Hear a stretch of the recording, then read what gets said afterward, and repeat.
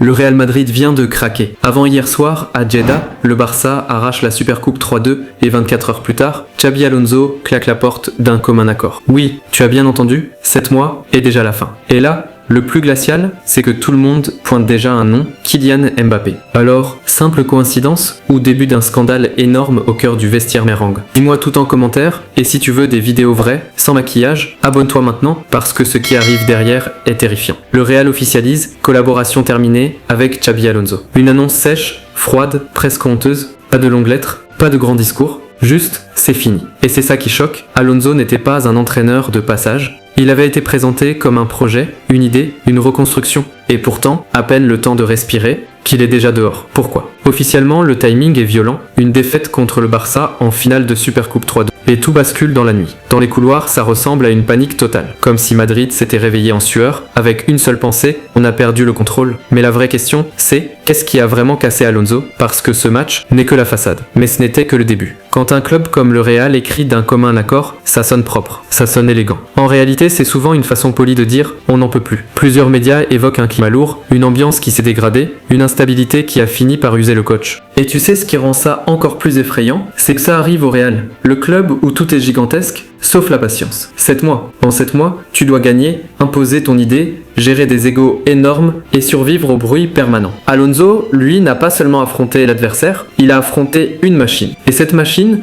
quand elle se dérègle, elle broie tout. Et là, juste après un classico perdu, tout le monde se cherche un coupable. Et dans ce genre de tempête, le vestiaire devient un tribunal. Alors attends, parce que l'image qui a fait le tour du monde, elle est encore plus choquante. Et là, tout a basculé. Après la finale à Jeddah, il y a un geste qui a déclenché une polémique énorme. Le Real n'a pas fait la haie d'honneur au Barça. Et selon plusieurs récits, le mouvement aurait été lancé sous l'impulsion de Kylian Mbappé, qui aurait demandé au groupe de rentrer au vestiaire. Dans le football, la haie d'honneur, c'est symbolique. Ce n'est pas juste de la politesse, c'est un message au monde. Refuser, c'est dire « je ne reconnais pas ta victoire ». Résultat, John Laporta sort et recadre le Real avec une phrase qui claque « il faut être généreux et respectueux aussi quand on perd ». Et là, tu comprends l'ampleur, tu perds une finale, tu te fais critiquer publiquement et le vestiaire apparaît comme mauvais perdant. Honteux pour une institution qui se vend comme royale. Mais le pire, c'est que cette scène arrive au moment exact où Alonso est déjà sur un fil. Une finale perdue, une polémique mondiale, et une autorité contestée. Et si, dans cette minute, Alonso a compris qu'il n'avait plus la main, ce qu'il s'est passé ensuite a choqué tout le pays. Quelques heures plus tard, Mbappé publie une story,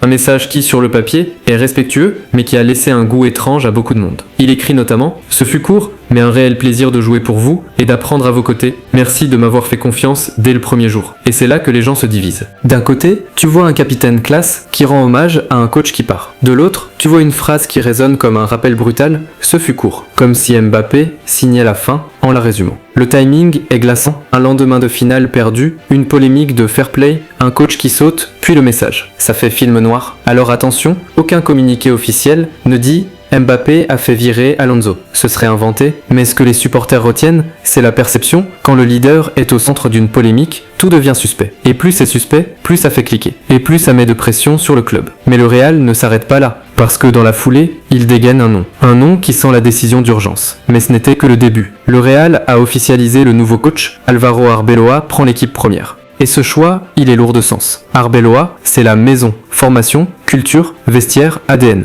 Le club rappelle qu'il entraîne dans la maison depuis 2020, qu'il sort de la Castilla et qu'il arrive maintenant au sommet. En clair, le Real veut reprendre le contrôle par l'intérieur. Et dès maintenant, il est attendu au tournant. Son premier gros rendez-vous arrive immédiatement, avec un match de Coupe du Roi annoncé dans les prochains jours. Mais la vraie question, c'est Arbeloa va-t-il imposer une discipline ou subir la même tempête? Parce que si le problème était seulement Alonso, ça peut se régler. Mais si le problème est plus profond, si le vestiaire est devenu un champ de bataille, alors Arbeloa n'est pas un sauveur. Il devient la prochaine victime. Et toi, sois honnête. Est-ce que tu vois le Real repartir ou est-ce que tu sens venir un cauchemar encore pire? Aujourd'hui, le Real Madrid donne l'image d'un géant nerveux. Une finale perdue, une polémique de respect, un coach qui saute et un vestiaire sous tension. Mbappé, lui, est au centre de l'attention. Pas parce qu'il a voulu, mais parce que dans un club comme le Real, chaque geste devient un procès. Alors je te le demande, est-ce que Mbappé a simplement voulu éviter une humiliation de plus ou est-ce que ce geste révèle un pouvoir énorme dans le vestiaire? Dis-le en commentaire. Et si tu veux qu'on suive cette affaire minute par minute avec les vrais rebondissements, abonne-toi, la suite risque d'être effrayante. Et crois-moi, ce n'est pas fini.